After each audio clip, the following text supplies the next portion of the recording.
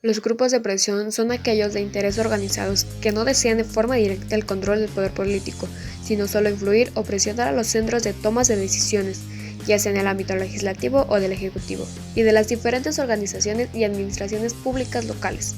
Se diferencian de los partidos políticos porque estos buscan directamente el poder político.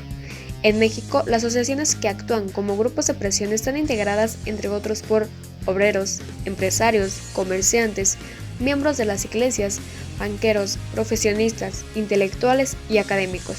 Su influencia y grado de actuación está determinado generalmente por las circunstancias económicas, políticas y sociales prevalecientes y por la posible afectación de los intereses concretos que representan. También se les conoce como la asociación o grupo organizado de personas o instituciones que manifiestan deseos conscientes o intereses comunes a sus miembros, realizando una acción destinada a influir en las instituciones del poder público para producir decisiones desfavorables a sus bienes. Para conocer la historia de los grupos de presión y entender el origen de su influencia, hay que volver a finales del siglo XVIII. El 22 de noviembre de 1787, James Madison, uno de los padres fundadores de la Constitución y futuro cuarto presidente de los Estados Unidos, publica un ensayo llamado Federalist número 10. Este texto, que está incluido en una serie de escritos dedicados a la preparación de la futura Constitución, propone una reflexión sobre la gestión de las facciones, es decir, los grupos organizados por los ciudadanos con destino a representar varios intereses sociales, económicos o intelectuales. Madison expone dos posibilidades: prohibir la acción de las facciones sobre la política o autorizarla y permitir que los intereses personales influyan sobre el juego político. Explicando que la búsqueda de la satisfacción del interés individual está fundada en la naturaleza del hombre, James Madison justifica su decisión de privilegiar la segunda posibilidad. El objetivo es conciliar los intereses personales de los ciudadanos, el federalismo y la democracia, autorizando la acción de los grupos privados cuyas influencias se opondrán y se equilibrarán para que nazcan leyes que ilustran un compromiso social. Este permitiría igualmente que la población se exprese más frecuentemente que a cada 4 años durante las elecciones presidenciales. Los rasgos que caracterizan el grupo de opresión son los de ser un grupo organizado, expresar conscientemente intereses parciales o particulares, ejercer presión sobre el poder público para obtener sus fines, no buscar ejercer por sí mismos el poder público, y no asumen la responsabilidad de las decisiones adoptadas bajo su influencia. Para clasificar a los grupos de presión es necesario definir la temática, duración y a qué escala se trabaja, entre muchos otros detalles. Aunque para simplificar todo esto se puede hablar de 4 tipos diferentes de grupos de presión, que son de interés. Son aquellos que representan a un grupo mucho mayor de personas agrupadas por algo en específico. Normalmente son los grupos que defienden a los derechos de los trabajadores, que velan los intereses de los consumidores o de los integrantes de alguna religión. Otro tipo son los grupos por causa, o también conocidos como grupos por tema o promocionales. Estos luchan más por defender valores o un conjunto de actitudes que consideran como correctas. Por ejemplo, son aquellos que trabajan para erradicar la pobreza, que buscan generar cambios en la educación, quienes cuidan el medio ambiente o los activistas que defienden algunos derechos fundamentales del ser humano, como es el caso de la libertad. Otro tipo son los grupos internos. Este tiene mucho más acceso sobre el proceso de la toma de decisiones, algunas veces incluso son consultados por los grupos que ostentan el poder para que opinen sobre el mejor camino a seguir. Y por último tenemos los grupos externos. Es el opuesto completamente a los grupos internos. Su rango de participación en la toma de decisiones suele ser muy bajo, aunque pueden ser consultados por los altos cargos. No es algo que ocurra de manera habitual.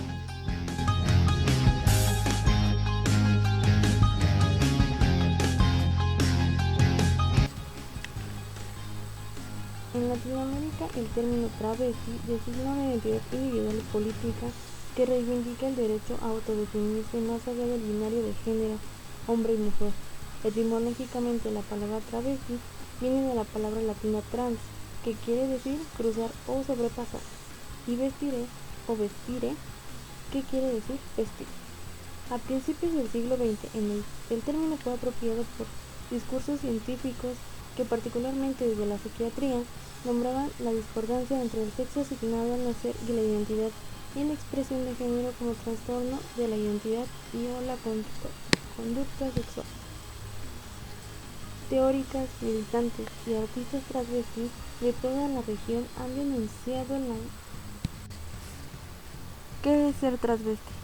Se conoce como travestismo o transvestismo a una identidad de género asociada a menudo a la transexualidad y en la que un individuo de sexo biológico determinado, masculino o femenino, se viste con ropa tradicional asociada al rol de género opuesto. Si es hombre, se viste de mujer y viceversa. A dichos individuos se les conoce como travestis o transvestidos.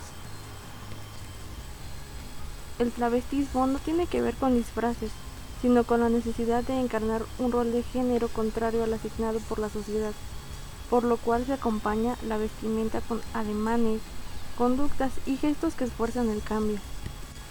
Generalmente, estas conductas acusan un deseo transexual en la persona, es decir, que se siente que nació en el género biológico incorrecto o siente que pertenece al otro sexo que al propio.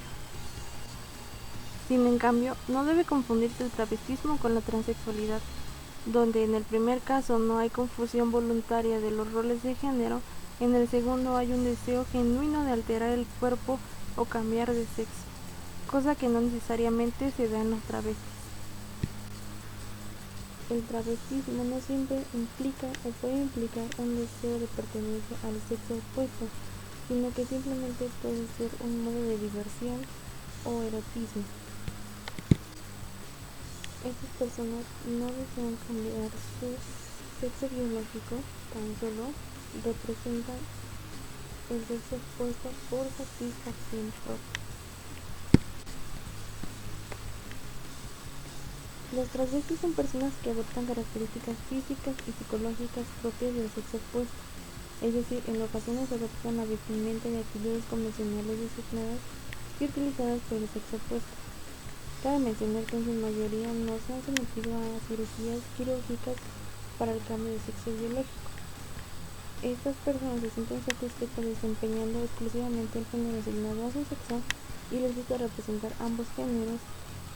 Por ello es equivocado equiparar el travestismo a transgénero, donde el cambio de vestimenta y actitud de género es permanente. Es importante mencionar que comúnmente estas personas aceptan su sexo y su identidad sexual biológica y no tienen conflicto con su cuerpo y genitales. Asimismo, no representan signos de homosexualidad en su mayoría. El travestismo siempre supone, para quien lo realiza, un acto de transgresión y sátira de los roles de género establecidos socialmente de forma histórica.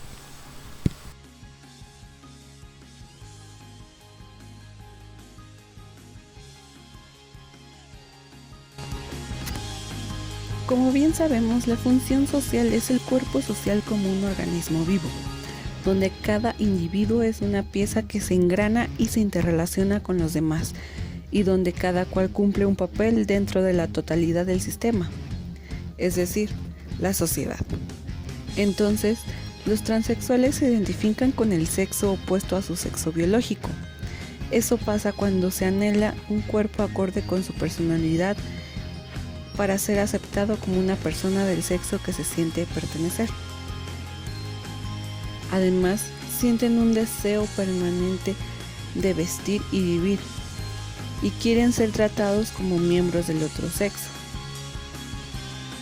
de tal forma que se manifiestan de manera que quieren ser ellos mismos, y que la sociedad no los juzgue por tratar de ser y sentirse cómodos.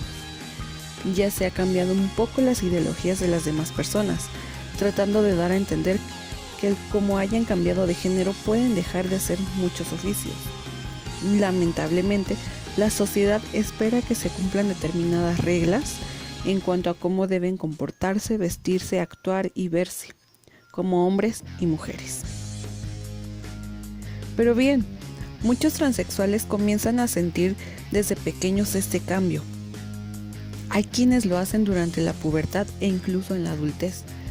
Al darse cuenta de la incompatibilidad de sus cuerpos, se sienten confundidos y entran en un conflicto emocional, donde tanto por sus pensamientos como por sus represiones de la sociedad.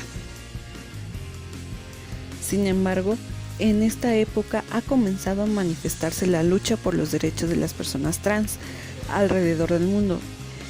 Y estas chicas, a través de sus logros, dan aliento a las personas que están en el proceso de transformación o quienes darán su primer paso. Por ejemplo, tenemos a Ángela Pons.